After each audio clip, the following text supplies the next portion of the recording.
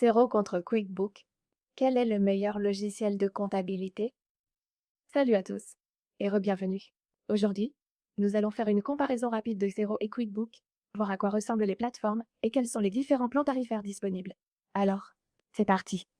Xero et QuickBook font partie des logiciels de comptabilité les plus populaires pour les petites entreprises qui cherchent à suivre leurs finances. Même si, à première vue, ils peuvent sembler très proches et offrir des services similaires, il existe aussi des différences importantes, notamment en matière de tarifs, de services clients et d'avis. Voyons donc les différences et les similitudes. Pour commencer, passons en revue les plans tarifaires. Le forfait le moins cher de QuickBook est de Xero. Pour démarrer avec Xero, on est à 25 $ par mois, avec 20 factures clients que vous pouvez créer, 5 factures fournisseurs, le rapprochement et les transactions bancaires.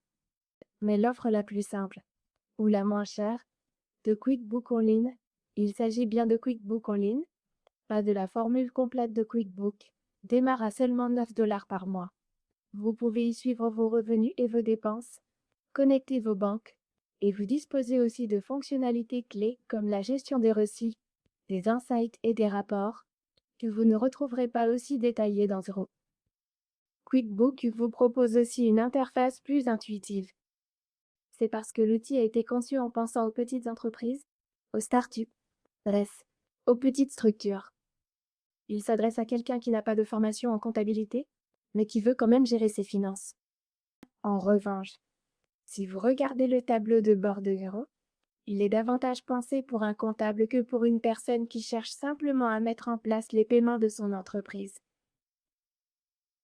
Xero est clairement une meilleure option pour les entreprises qui ont besoin de faire des projections et de suivre la rentabilité d'une entreprise ou d'un projet, car il permet de voir le montant total d'argent qui entre et qui sort pour un produit ou un projet donné.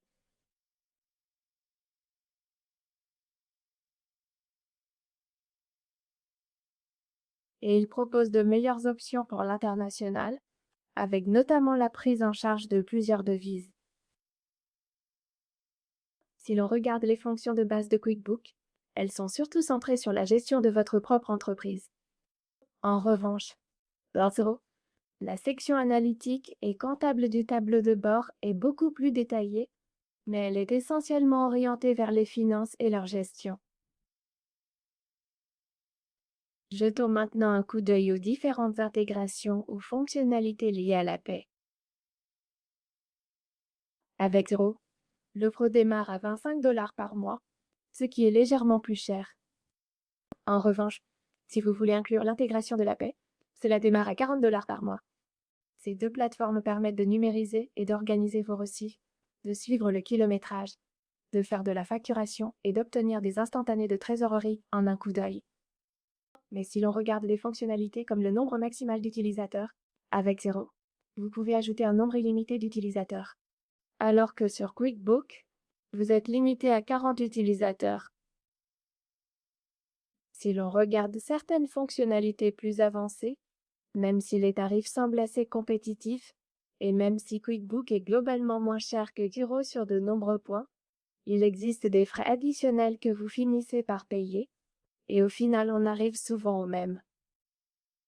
Par exemple, pour des fonctionnalités comme le suivi du kilométrage et les instantanés de l'entreprise, l'offre d'entrée de gamme de Xero vous permet d'envoyer et d'approuver 20 factures.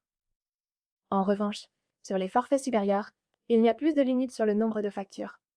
Du côté de QuickBook, pour la facturation et la gestion de la paie, vous n'aurez généralement pas de gros problèmes pour gérer la paie ou imprimer des chèques, mais il faut garder à l'esprit qu'il existe aussi plusieurs limitations à l'utilisation de QuickBook.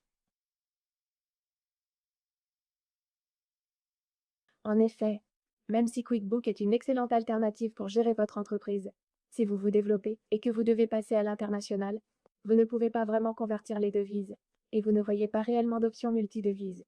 Vous pouvez gérer les comptes, rapprocher vos comptes, appliquer des règles bancaires.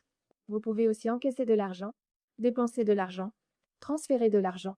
Vous pouvez donc gérer tout cela avec une vue d'ensemble.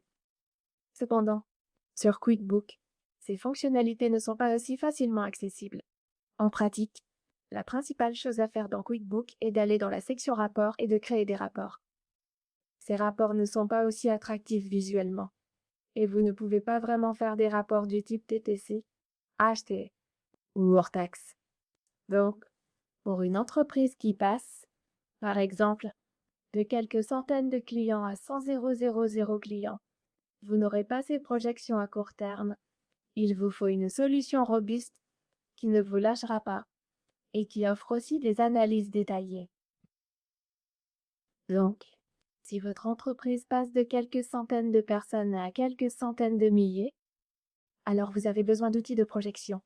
Vous avez des fonctionnalités comme les flux de trésorerie à court terme, des instantanés de l'entreprise, ainsi que les factures à payer, les notes de frais, les produits et services, votre cycle de paie, puis des fonctionnalités plus avancées comme la gestion des immobilisations, la recherche et le recodage, la taxe de vente, le compte de résultat et un bilan de base, les créances échues, les dettes échues, les rapports, les comptes bancaires, ainsi que la gestion de projets et des analyses avancées. Vous pouvez aussi séparer vos activités. Si vous ne gérez qu'une seule activité, c'est très bien, mais vous pouvez aussi séparer vos activités sous forme de projet. Vous n'avez donc pas besoin de créer plusieurs comptes différents pour gérer différentes parties de votre entreprise. Vous pouvez tout faire dans un seul espace, en les séparant simplement par projet. Vous pouvez aussi gérer les saisies de temps et consulter vos saisies de temps. Si vous devez payer vos employés, vous avez des boutons de saisie du temps et vous pouvez également ajouter un bouton de saisie du temps ici. Vous pouvez aussi définir des minuteurs pour votre projet. Cela peut aussi être très utile pour prévoir combien un client doit payer. Vous pouvez ainsi lui donner des estimations du coût final de son projet. Ces projections sont indispensables pour toute entreprise de service.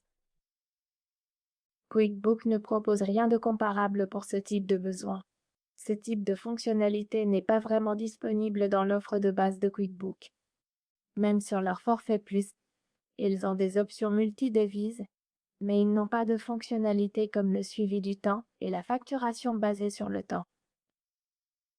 Et ce n'est pas tout. Sur QuickBook, vous ne pouvez pas non plus faire des choses comme le suivi du temps ou des rapports d'analyse d'activité. Donc, Xero et QuickBook sont tous deux excellents, chacun pour le type de client ou d'utilisateur auquel ils s'adressent. Si vous recherchez un outil de comptabilité robuste, alors Xero est sans aucun doute l'option qu'il vous faut.